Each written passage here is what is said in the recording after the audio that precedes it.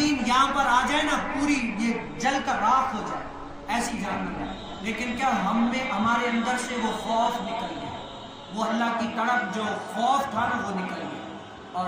اور ہم اللہ عز و جل کی نافرمانی کرتے، نماز نہیں پڑھتے، یہ وہ کہتے کہ جب بے نمازی کی امام صاحب یا کوئی بھی نماز پڑھتا ہے نا تو فرشتے اش اش کرتے کہ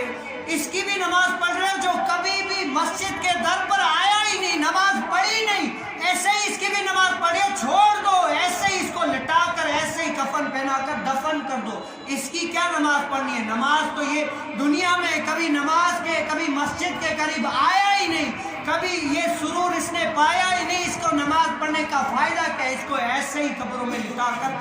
قبر میں ڈال دو تاکہ پتہ چلے اندر کتنی وحشت ہے۔ یہاں پر تو بہت ڈرایا، لیکن کیا یہاں پر ڈرایا نہ سمجھے، اب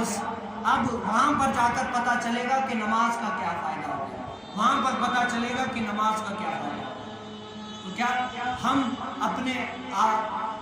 سوارے آخر اپنے رب تعالیٰ کی بارگاہ میں آئیں سجدہ ریز ہوں کہ اللہ تعالیٰ ہمیں کیا کرے، آخرت کے لحاظ سے ہمیں سر نہ جھکانا پڑے کہ ہم کل بروز قیامت جائیں تو یہ صدا آئے کہ یہ محمد عربی صلی اللہ علیہ وسلم کا غلام ہے،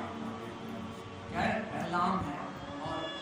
خواجہ غریب نواز رحمۃ اللہ تعالیٰ علیہ کا آج سب کوئی چھٹی یہ وہ سب کچھ کرتے، کیوں کرتے بھائی؟